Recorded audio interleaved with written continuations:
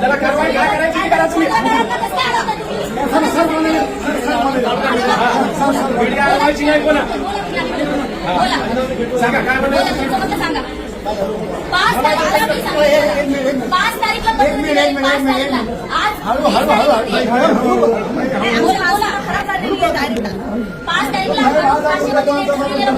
तुमच्याकडे 5 तारीखला लेटर आल्याच्या नंतर राज्य निवडणूक आयोगाचं कुठलंही उत्तर जात नाही आणि आता आमचं उपोषण मागे घेणार होतात आचारसंहिता सांगून. मग 5 तारखेला आचारसंहिता लागणार कधी हे निवडणूक आयोगाला माहित नव्हतं, तहसीलदारांना माहित नव्हतं. 350 शुगर असताना माणूस तिथं बसतो उपोषणाला.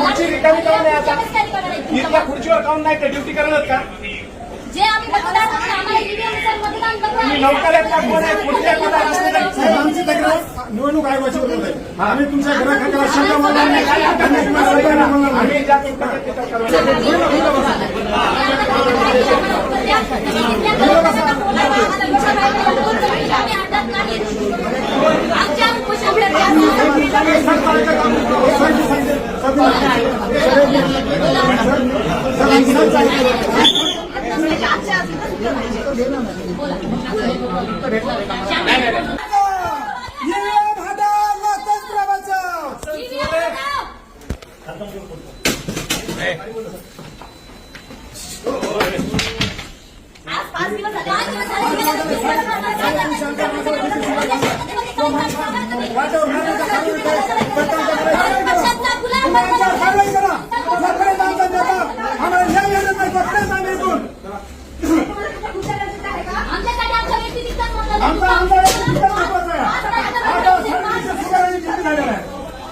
निवडणूक आयोगाच्या कार्यालयात गेलेला होतात आणि तिथे तुम्ही घोषणाबाजी केली. नेमकं कारण काय होतं की घोषणाबाजी करण्यासाठी याआधी देखील तुम्ही वेळ वगैरे मागितला होता का. काय झालं होतं नेमकं.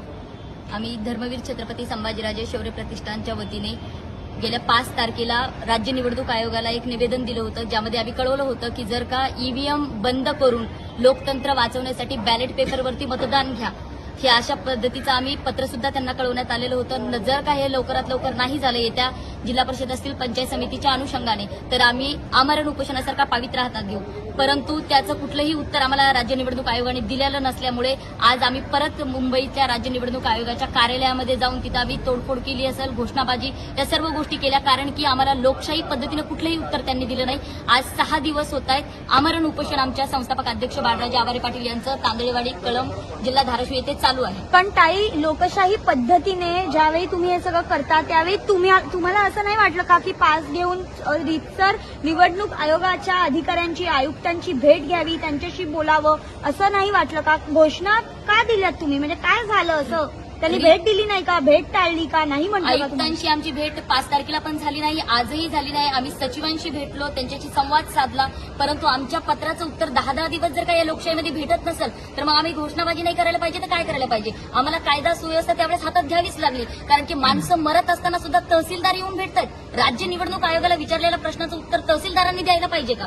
कुठे लोकशाही जिवंत आहे. जर का निवडणूक आयोगाला निवडणुका घेण्याचा अधिकार आहे तर मतदार म्हणून आमचा सुद्धा प्रश्न आहे ना त्यांना, की आम्ही विचारू शकतो की आम्ही मतदान कशा पद्धतीने केलं गेलं पाहिजे. एक कुठल्याही व्यक्तीला जर का तंत्रज्ञानाची माहिती नाहीये तर त्यांनी मतदान कोणाला केलं आणि कोणाला जाते, कशा पद्धतीने ते मतदान होतंय हे जाणून घेण्याचा लोकशाहीमध्ये अधिकार आहे. डॉक्टर बाबासाहेब आंबेडकरांनी त्याला तो अधिकार दिलाय आणि आज त्याच अधिकाराची विचारणा करण्यासाठी आम्ही तिथे गेलेलो होतो. नेमका आक्षेप काय होता तुमचा, मशीन संदर्भातला आक्षेप काय. एकच आहे की ईव्हीएम बॅन करून आम्हाला समजेल सोप्या पद्धतीमध्ये बॅलेट पेपरवरतीच मतदान घ्यायला पाहिजे. आज जागतिक महासत्ता असणाऱ्या देशांमध्ये बॅलेट पेपरवरती मतदान होतं. आज कर्नाटकमध्ये सुद्धा ईव्हीएम बॅन करून बॅलेट पेपरवरती मतदान घेण्यात आलं. मग याच राज्य निवडणूक आयोगाला कोणाचा पुळका आहे, कोणाच्या सांगण्यावरून तुम्ही ईव्हीएम वरती मतदान घेतात. तुम्ही जर का निपक्षपाती पद्धतीने काम करत असता तर मतदार म्हणून आमच्या भावना जाणून घ्या. काही एक शेवटचा प्रश्न, ज्या पद्धतीने तुम्ही म्हणाला की कोणाच्या सांगण्यावरनं निवडणूक आयोग हे करताय, तशा पद्धतीचा प्रश्न तुम्हाला देखील विचारू शकतात. तुम्ही कोणाच्या सांगण्यावरनं करताय अशा पद्धतीचा प्रश्न उपस्थित होऊ शकतो. नेमकं कोणती संस्था आहे, काय आहे. आम्ही कोणाच्या सांगण्यावरून ना कुठल्या पक्षाचे आहोत ना राजकीय नेत्यांचे आहोत. आम्ही कुठलेही फक्त भारताचे एक सुजाण नागरिक म्हणून धर्मवीर छत्रपती संभाजीराजे शौर्य प्रतिष्ठानचे आम्ही मावळे आहोत आणि आम्ही एक या भारताचे नागरिक म्हणून मतदार म्हणून आम्हाला अधिकार आहे हा प्रश्न राज्य निवडणूक आयोगाला विचारण्याचा. आम्ही कुठल्याही विरोधातले नाही किंवा कुठले सत्तेतले नाही. खबर भी असर भी सिर्फ एस ब्रेकिंग न्यूज पर हम वही दिखाते हैं जो हकीकत हो, निर्भय और निडरता के साथ.